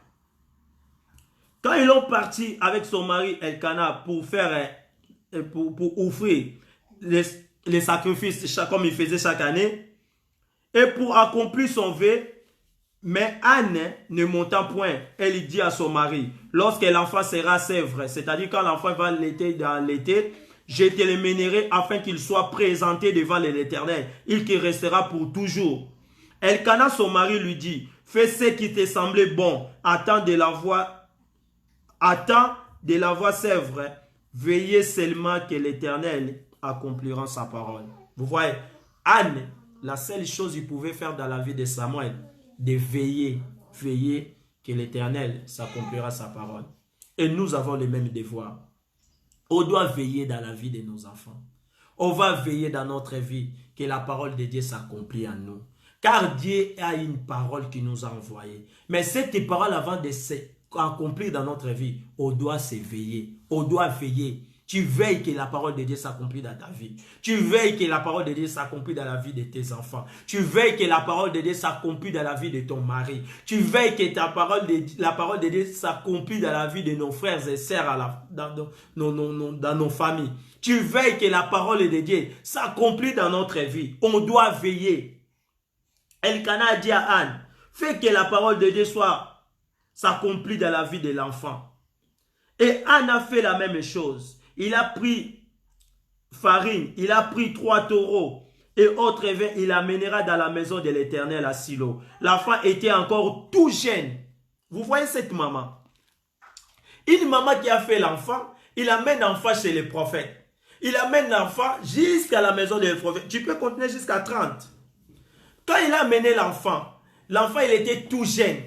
Il a fait quoi? Il a répondu dans son V. Beaucoup de personnes l'ont fait V. Les jours que je vais aller en Europe, Seigneur, je serai ton serviteur. Aujourd'hui, tu ne le fais pas. Beaucoup l'ont fait V. Les jours que je serai marié. Si Seigneur, tu me donnes un mari, je serai ta servante. Aujourd'hui, tu ne le fais pas. Beaucoup l'ont fait V. Seigneur, le jour que tu vas me bénir, quand je prends la bénédiction, Seigneur, je vais commencer à aider les autres. Mais aujourd'hui, tu ne le fais pas. Tous les vœux que tu avais fait avec Dieu quand tu étais en Afrique, ce n'est pas des choses que tu fais depuis que tu es en Europe. C'est-à-dire quoi, quand tu es venu en Europe, depuis que tu as rencontré l'Internet, depuis que tu as rencontré la vie que tu vis aujourd'hui, tu as oublié tous les vœux que tu avais fait avec ton Dieu quand tu étais en Afrique. Je parle, mes frères et sœurs. Il faut regarder ce que tu avais parlé l'autre fois. Ce que tu avais promis Dieu l'autre fois. C'était la force de Anne. C'est pour ça que vous voyez l'enfant de Anne Samuel, qui n'était pas destiné par rapport à être sacrificateur. Comme sa maman respectait veille, il a veillé que la parole de Dieu s'accomplisse dans la vie de son enfant. Et la parole de Dieu est arrivée à s'accomplir. Et qu'est-ce qui s'est passé? Samuel a été envoyé jusqu'au temple. On est dans les mêmes versets. 1 Samuel chapitre 2, mais j'aimerais qu'on prenne directement pour comprendre ce qu'il avait passé. 1 Samuel chapitre 2, on prend verset 12. Les fils d'Élie étaient des hommes, écoutez-moi, les fils d'Élie étaient des hommes pervers. Au début, il nous a dit que c'était des sacrificateurs, comme j'avais dit. Les sacrificateurs, ça devient des hommes pervers. Ils ne connaissaient point l'Éternel. Vous voyez, il était des sacrificateurs de Dieu selon la famille. Mais en réalité, ils ne connaissaient pas Dieu. C'est comme toi et moi, nous voyons beaucoup de sacrificateurs de Dieu parce qu'il était fabriqué pour qu'il était dans quelle commune, d'un papa qui le connaissait, quelqu'un de quartier, il habitait avec lui. Tu peux créer quelqu'un devenir sacrificateur de Dieu. Mais la personne est là. Il peut être pervers. Il n'est pas destiné pour être un sacrificateur. Il est sacrificateur parce qu'il est né dans cette famille. Mais il n'était pas sacrificateur de Dieu. Ici, la Bible me dit très bien. Les hommes, les fils d'Élie, ceux qui étaient destinés pour être des sacrificateurs, quand il était dans la tribu de Lévi, comme je viens de vous le dire, Élie était dans la tribu de Lévi. Et dans la tribu de Lévi, il était destiné qu'ils soient des sacrificateurs. Mais ici, ma Bible me confirme, des hommes pervers, ils ne connaissent point l'Éternel. Quand tu es un homme pervers, tu ne connais pas Dieu. Tu ne peux pas être un serviteur de Dieu qui part dans des hôtels avec d'autres femmes. Tu ne peux pas être un serviteur de Dieu qui part dans des boîtes de nuit, tu sors avec des femmes d'autrui. Tu ne peux pas être un serviteur de Dieu, tu sors, je ne te condamne pas, mais je te donne seulement pour que tu comprennes un petit peu. Tu ne peux pas venir devant nous pour nous demander pardon car tu as couché avec la femme. Oui, oui, on te pardonne. Mais ça, ce n'est pas des choses des hommes de Dieu. Ce n'est pas les habitudes des hommes de Dieu. Car tu es perverse. C'est là où la crise spirituelle a commencé dans la maison d'Élie. Car il était des sacrificateurs, mais il ne connaissait point l'Éternel. 13. Et voici quelle était la manière d'agir de ces sacrificateurs, les gardes du peuple. Regardez les hommes, quand il n'était pas des sacrificateurs de Dieu, ce qu'il fait dans des églises. Lorsque quelqu'un offre les sacrifices, les serviteurs des sacrificateurs arrivent au moment où l'on fait se cuire les chairs tenant à la main et se fourchettes 3 dents. Ils piquaient dans les chaudières, dans les chaudrons, dans la marmite ou dans les pots. Et tout ce qui fourchette amène les sacrificateurs les prenaient pour lui. Les premières choses, il faisait quoi? Tous les sacrifices, ils étaient destinés pour donner dans l'église de Dieu. Et il prend ça pour eux. Quand tu commences à regarder un homme dédié, tous les sacrifices qui peuvent être destinés pour le travail de Dieu, ça commence à devenir pour lui-même. Là, la crise spirituelle est déjà là. Ah, c'est la même chose qui est passée dans la maison d'Élie. Il était des sacrificateurs, mais il était des hommes perverses. Ils sont dans l'église, mais ils sont perverses. Leur intérêt, c'est les cachets. Leur intérêt, c'est l'argent. Leur intérêt, c'est des dîmes. Leur intérêt, ils parlent surtout de l'argent, de l'argent, de l'argent, de l'argent. C'est comme s'ils ont fui la pauvreté dehors. Ils pensent qu'ils vont trouver la richesse dans l'église. C'est les hommes qui prêchent seulement la richesse, la richesse. Dieu ne nous a pas venus sur le monde à cause de la richesse. Jésus-Christ est venu pas sur la terre parce que nous voulons être riches. Jésus-Christ est venu pas sur la terre parce que nous avons besoin d'acheter des voitures. Jésus-Christ est venu pas sur la terre pour être crucifié sur la croix car toi tu avais seulement besoin de ton mariage. Non, Jésus-Christ a besoin de toi de se repentir car le royaume des cieux s'approche. C'est ça la mission de Christ, pour t'amener au royaume car tu étais destiné pour le royaume. Tu n'es pas destiné pour des choses de ce monde. C'est pour cela la Bible dit, rachetez d'abord le royaume des cieux. Ce n'est pas des choses de ce monde. Et ils prenaient sacrifice pour eux. C'est ça le comportement de crise spirituelle. Ça se passe dans les temples. Ils prenaient pour eux. C'est ainsi qu'il agissait à l'égard de tous ces Israël qui venaient à Silo. 15. Même avant qu'on fît brûler la graisse, les serviteurs des sacrificateurs arrivaient, disaient à celui qui offrait les sacrifices, donnez pour les sacrificateurs. Donc, ils ont, donc,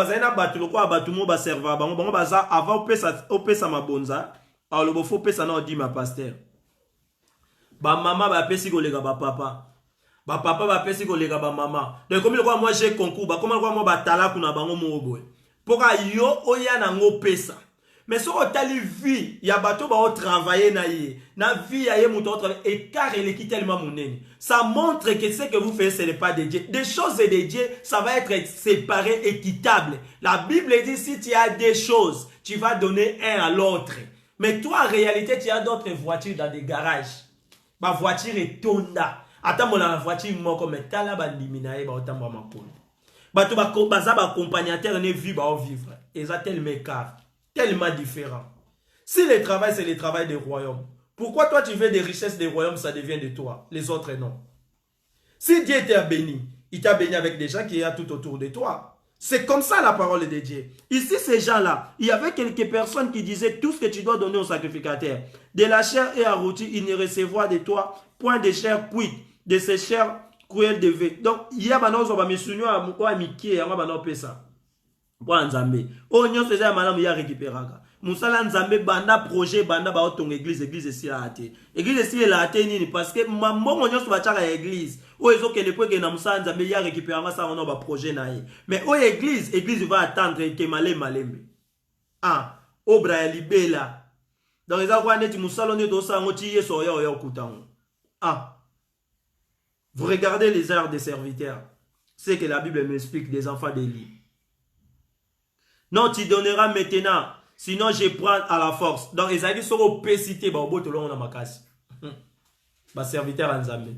Donc, sur l'opacité, bah, au bout de l'eau, ma casse. Donc, comme pénal, sur l'opacité, on n'a pas de la bino jouté. Sur l'opacité, on a laquelle m'a bé. Au bando, l'oukaka, non. Laisse les gens tranquilles. On n'a pas besoin de ça. Nous avons besoin du royaume des cieux. Nous avons besoin de voir Jésus-Christ. Quand le monde veut voir Jésus-Christ, il va voir Jésus-Christ à travers l'épouse. Et l'épouse, c'est toi et moi. Et nous avons droit de montrer au monde que nous appartenons à Christ. Nous venons à Christ. Et Christ, quand il est venu sur la terre, il n'est pas venu à cause d'argent. Il a dit déjà l'argent n'appartient pas à lui. Il a montré même l'argent. Ce qui a Kaïsa, la bopé, c'est la Kaïsa. Les ensemble, bopé, c'est ensemble. Pourquoi makambo nzambe komi karo tout tour ya bozui? Pourquoi makambo nzambe komo lobelaka ba bien matériel? Pourquoi ma prophétie zo lobelaka makambo ko bonganase? Nous avons besoin de prophéties qui vont nous dire pour des choses du ciel. Qu'est-ce que Dieu nous a promis? Qu'est-ce que Dieu veut de nous? Qu'est-ce que Dieu veut qu'on fait? Ce n'est pas... Non. Mon Dieu a la puissance de prendre des choses, même dans la main de Satan. Il n'a pas besoin de me montrer. Il a la puissance lui-même, dans sa puissance de sa divinité, de récupérer mes choses dans la main de diable. Car c'est lui-même qui m'a créé. Car Dieu t'a créé, il faut avoir confiance à Dieu. Ton problème, tu ne marches plus avec Dieu. C'est pour cela que tu as peur. Amen. Ah. Et ces enfants, qu'est-ce qu'ils ont fait? Dans verset 18. Ces jeunes gens, en 17, pardon. Ces jeunes gens les rendaient coupables devant l'Éternel de très grands péchés. Parce qu'ils méprisaient les offrandes de l'Éternel. Vous voyez? Ils méprisaient les offrandes de l'Éternel. 18. Malgré eux, ils faisaient ça, car il y avait la crise spirituelle. Dans le verset 18, il dit, Samuel faisait le service devant l'Éternel. Et il continue à faire, mais Samuel il faisait le service devant l'Éternel. Et ses enfants étaient revêtus d'un épaule de lin. Sa mère lui faisait chaque année une petite robe et la lui apportait en montant avec son mari pour offrir les sacrifices à Noël, sa maman. Élie bénit Elkana et sa femme. Cette femme a donné l'enfant. L'enfant, Samuel a tika là dans un temple. Mais maman a otale dans temple chaque fois. Sera comme dans temple mais marana sacrifice nae. Aya otale serviteur de Dieu. En disant que l'Éternel te fasse avoir des enfants. Quand l'homme de Dieu vit Anne, c'est que Anne avait fait. Mais cet enfant, il avait besoin d'enfant. Je l'ai dit à l'Éternel de donner l'enfant. Et l'Éternel a donné l'enfant. Mais la femme avait donné l'enfant ici au temple. Et il ne peut pas rester comme ça. Et notre Dieu n'est pas Dieu de justice. Quand il te bénit, et toi tu prends la bénédiction qu'il t'a donnée, tu le retournes à lui. Et Dieu ne peut pas rester comme ça. C'est un Dieu de tic-tac. C'est un Dieu qui donne avec intérêt. Toi tu le donnes, lui te multiplie ça. Qu'est-ce que Dieu a fait? Écoutez ce que la femme a eu. L'homme de Dieu dit, la femme va avoir des enfants. Cette femme pour remplacer celui qu'elle a prêté à l'Éternel. C'est-à-dire, Samuel a été prêté à l'Éternel. C'était un prêtre. La femme a pris son enfant à prêter à Dieu. Et quand tu prêtes à Dieu, c'est un bon prêtre. Parce que prête à la banque, non, tu prêtes au monzon, ça a un pourcentage. Mais prêter au prêter Nzambé. Au cas du pourcentage, il y a 1%. Au cas du pourcentage, il y a 10%.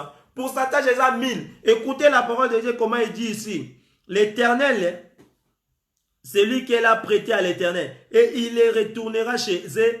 Lorsque l'Éternel a visité Anne, elle devait enceinte. Et elle enfanta 3. Il a donné son enfant, Samuel, il était un enfant, un homme. Je l'ai donné à toi. Ici, Dieu nous explique, comme la parole des prophètes il vient de prononcer, cette femme a prêté son enfant à Dieu. Que Dieu le visite. Et Dieu a fait la même chose. Dieu a visité Anne. Anne avait 3 enfants de plus. Mais ici dans la Bible, il parle plus de Pénina qui se moquait de Anne. Mais ici il parle des naissances et des enfants de Anne.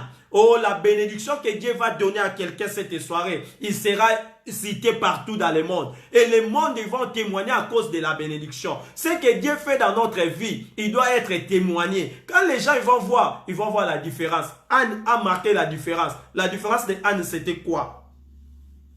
Anne, il n'a pas arrêté de venir dans la maison de Dieu. Ce n'est pas depuis que tu as été béni, tu as abandonné les chemins de Dieu. Non, Anne n'a jamais abandonné. Il était toujours, chaque année, annuellement, il venait dans la maison de l'Éternel. Il venait faire quoi? Il venait rendre grâce au Seigneur et donner aussi l'habit à son enfant, car son enfant habitait dans les temples. Et le Dieu créateur, il a se souvenu de Anne. Cette femme m'a donné son enfant. Je dois lui donner 3. Élie était fort âgé et il a appris comment ses fils agissaient à l'égard de tout l'Israël. Il a appris aussi qu'il couchait avec des femmes qui s'assemblaient à l'entrée de la tente d'insignation. Vous voyez, les enfants de l'Élie, les sacrificateurs, ils couchaient avec des femmes où? Dans les temples. Et leur papa, il a appris que les enfants, ces sacrificateurs, les enfants de ces enfants, les sacrificateurs, selon la famille, ils couchent avec des enfants dans l'église, avec des femmes à l'église. Aujourd'hui, cette crise spirituelle qui était dans les temples, aujourd'hui, regardez nos églises. Est-ce qu'on n'a pas les mêmes situations que je suis en train de parler ici? Les serviteurs de Dieu dans l'église, ils couchent avec des femmes dans leur permanence et dans leurs églises et dans leurs temples aujourd'hui. Quand tu regardes des serviteurs de Dieu aujourd'hui, je parle des hommes de Dieu aujourd'hui, des sacrificateurs aujourd'hui, il y a aussi des sacrificateurs qui couchent avec des femmes dans leurs églises et aussi dans leurs bureaux, dans leur permanence, dans leur endroit de retraite, devant la chair, tout consort. Quand vous regardez ces choses, vous pensez on est à quoi? On est dans la crise spirituelle. Et quand la crise spirituelle est là, ça déclenche toute la crise. Ça devient la crise sanitaire, la crise économique. Notre vie sera perturbée car nous ne respectons pas les lieux saints. Car nous ne respectons pas les choses de Dieu. Regardez des comportements qu'on est en train d'afficher. Pourquoi on est là? Comment on est arrivé dans cette situation? C'est à cause de ces choses. Les enfants d'Élie.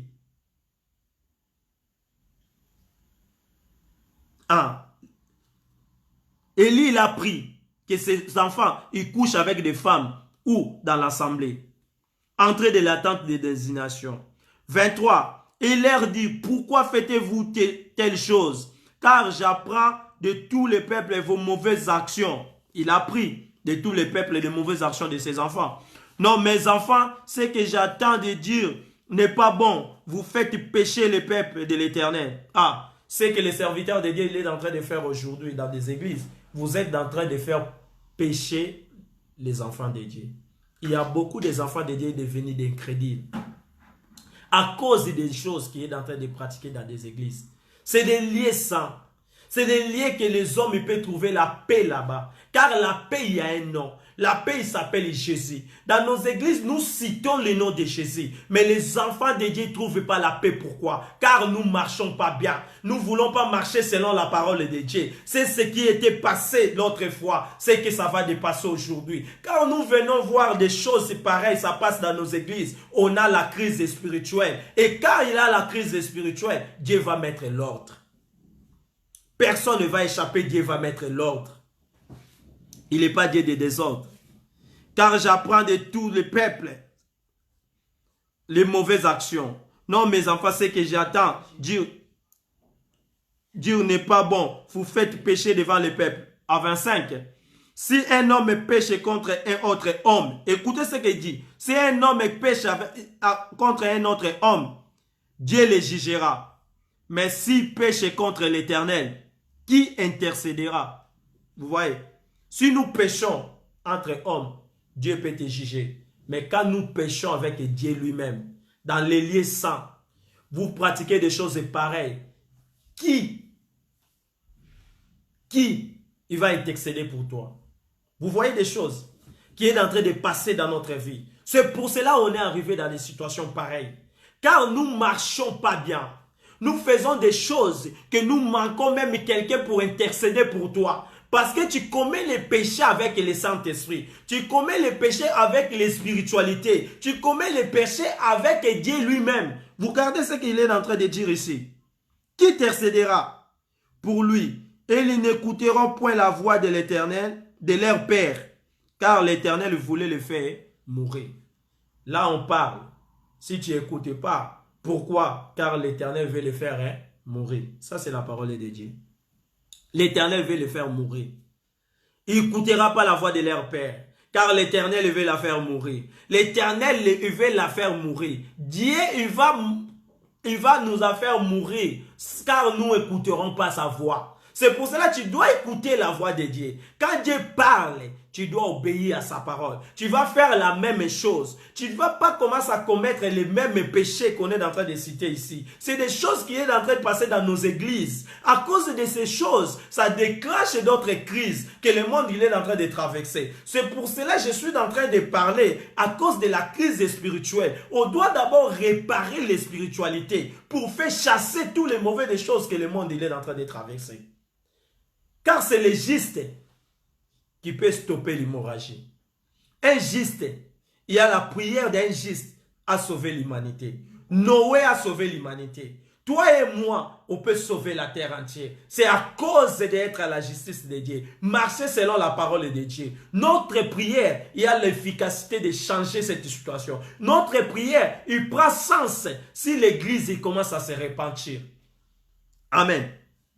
Ah, je commence à aller à la fin de mon prédication.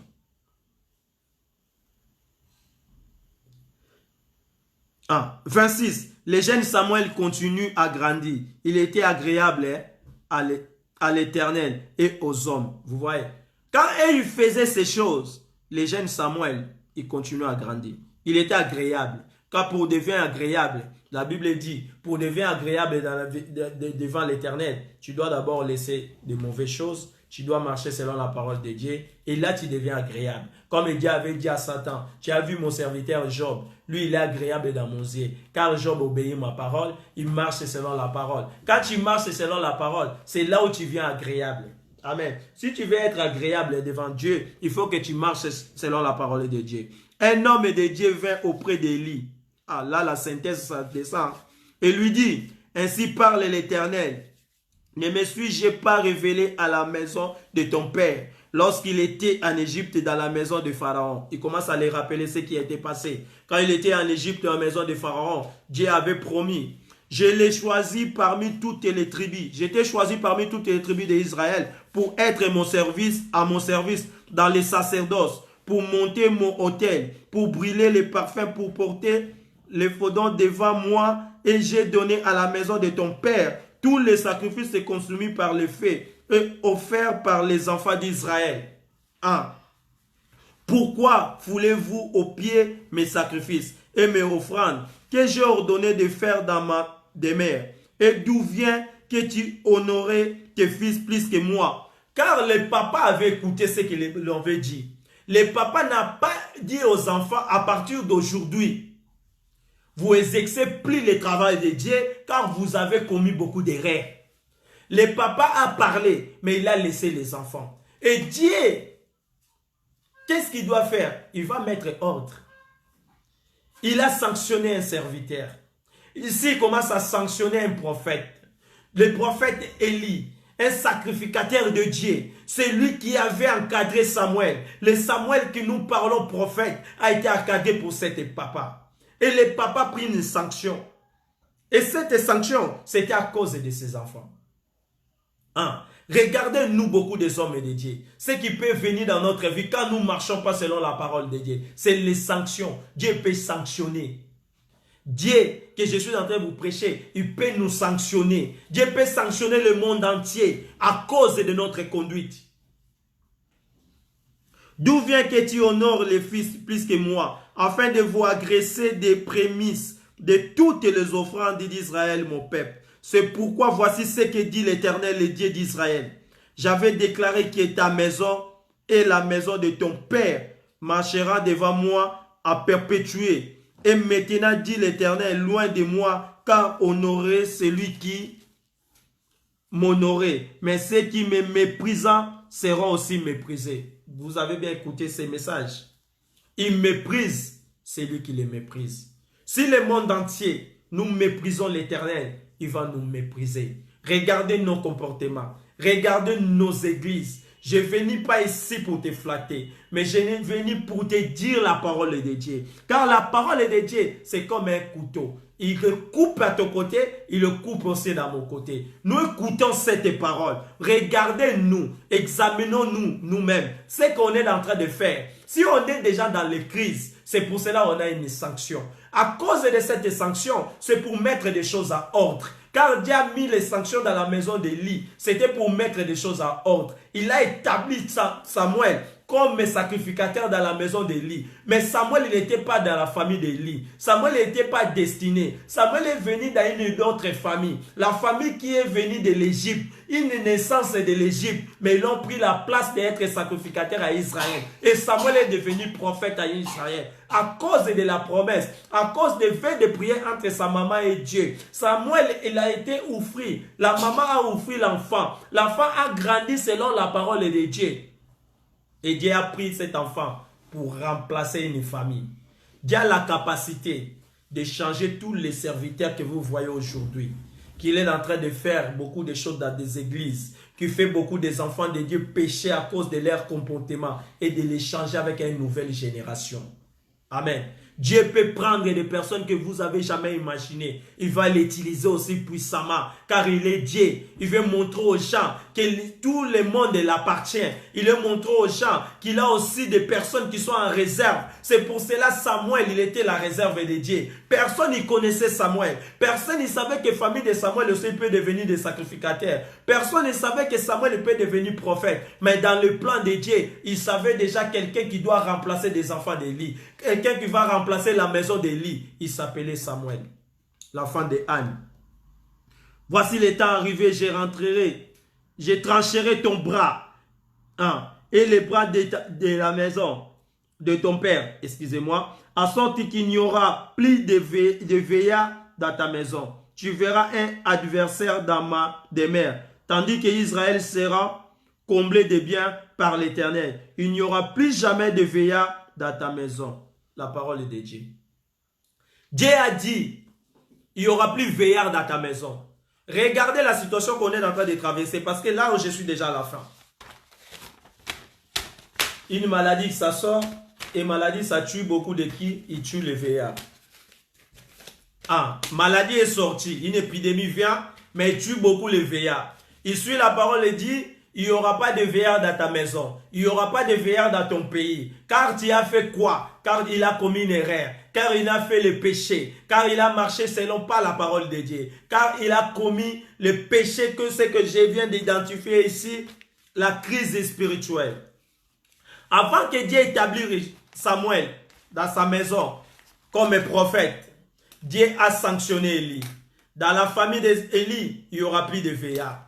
Dans ton pays, il n'y aura plus de veillard. Nous avons des situations pareilles. Nous avons des situations identiques. La Bible, c'est quoi? C'est comme un miroir. Quand tu regardes la Bible, tu regardes une écriture, comparer l'écriture avec toi. S'il y a une solution, les solutions que toi tu vas s'en sortir. S'il y a une difficulté, regardez ce qui est difficulté à toi. C'est comme ça qu'on lit la parole de Dieu. Tu te mets dans cette verset. Quel est le comportement de l'église aujourd'hui? Quel est le comportement des temples de Dieu aujourd'hui? À cause de cela, il y a une sanction, il y a une ordre. Dieu veut mettre ordre. Ordre, c'était quoi? Il n'y aura pas de veillard dans ta famille. Il n'y aura pas de veillard dans notre vie. Il n'y aura pas de veillard dans notre ville. Des personnes de veillard, des personnes de troisième âge. Quand il n'y aura pas de veillard, toi et moi, nous fêtons des anniversaires. Si la situation continue comme ça, c'est-à-dire personne ne va arriver à être veillard. Tout le monde va partir. À cause de quoi? À cause de cette épidémie. À cause de cette situation. On est là. On est encore fort. Mais on peut devenir fragile. On peut devenir vulnérable à cause de cette situation. C'est pour cela que je t'invite de regarder toi-même.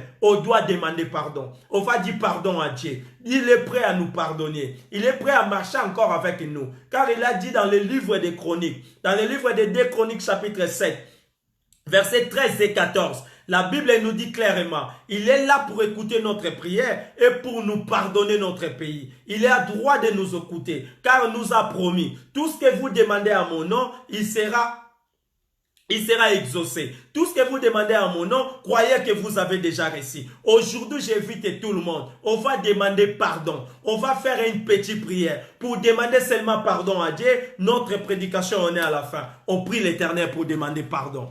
Seigneur notre Dieu, nous te rendons grâce pour cet moment merveilleux. Là, tu viens de nous parler, Seigneur. Nous constatons nous aussi. Nous regardons nous aussi. On a commis beaucoup d'erreurs, Jésus. Aie pitié de nous, Seigneur. Pardonne-nous, Seigneur. Aie miséricorde pour nos péchés. Et pardon pour le monde entier. On a commis beaucoup d'erreurs. Et la Bible nous dit, si vous faisons ce que le monde faisait avant que vous, la terre va vous vomir. Aujourd'hui, on voit la même chose. Nous sommes vomis sur la terre, Seigneur. Nous constatons, mon Dieu, mon roi. On a fait examen de conscience. La Bible dit, David l'a dit, il n'a jamais vu un juste abandonné. Nous savons que nous ne sommes pas abandonnés. Mais nous regardons notre intérieur. Nous regardons que nous avons commis beaucoup d'erreurs. Et l'erreur s'est commise dans ton temple. L'erreur s'est commise dans les lieux saints. C'est pour cela qu'on a commis. Aujourd'hui, on a la crise spirituelle. Notre Dieu, nous demandons pardon et miséricorde de nous. Dans le nom puissant du Seigneur Jésus. Et laisse ce message, Seigneur, prend la place. Toutes les personnes qui vont écouter ce message, qui reflètent, Seigneur, qui amènent la réflexion, ça nous ouvre encore les yeux, de comprendre là où on est. Si on peut sortir dans cette situation, Seigneur, c'est ça le canal qui peut nous faire sortir. Nous demandons pardon, Jésus. On est fatigué, mon Dieu, mon roi. Pardonne-nous, notre Créateur, dans le nom puissant de notre Seigneur Jésus. Gloire et louange à toi, l'agneau de Dieu. Gloire et louange à toi, l'agneau de Dieu. Amen. Amen. Nous acclamons l'Éternel pour un moment merveilleux. On est passé avec Dieu. Notre prédication d'aujourd'hui, vous avez bien su, on avait parlé beaucoup, mais il y a des choses à retenir à l'intérieur. C'est vraiment très important. C'est pour la vie de chacun de nous. Je parle beaucoup de serviteurs de Dieu. On va faire des travaux dédiés à toute vérité et à toute sincérité, car Dieu nous aime beaucoup. Il nous a donné un service, on va le faire dans la même façon qu'il nous a donné. Amen. Que Dieu bénisse tout le monde, le peuple de Dieu qui nous suit partout dans le monde. Que Dieu vous bénisse. Que votre serviteur, Guillermo Banza, on est à la fin, car nous avons passé déjà 1 heure du temps d'habitude. On a pris 21 minutes de plus. C'est vraiment trop. Je vous invite aussi, si Dieu, notre Seigneur Jésus ne vient pas, on va se voir dimanche prochain. Encore une thème que Dieu va nous donner, on va partager ensemble. Toi, dans ton côté, celui qui va regarder après nous, partager l'image, s'abonner dans notre chaîne YouTube, car on a plus de prédications, on va mettre là-bas. Ça sera bien, il y a déjà d'autres qu'on a mis, c'est pour la gloire de Dieu. Que Dieu vous bénisse tout le monde, que Dieu accompagne votre maison, vos enfants à l'école pendant toute la semaine, que la protection de Dieu nous couvre dans le nom de notre Seigneur Jésus-Christ. Ciao, bye à tout le monde. Je vous remercie, ceux qui ont été en ligne avec nous et ceux qui vont rentrer après nous. Que Dieu soit avec vous. Que ça, c'est le travail que Jésus-Christ nous a laissé. Merci.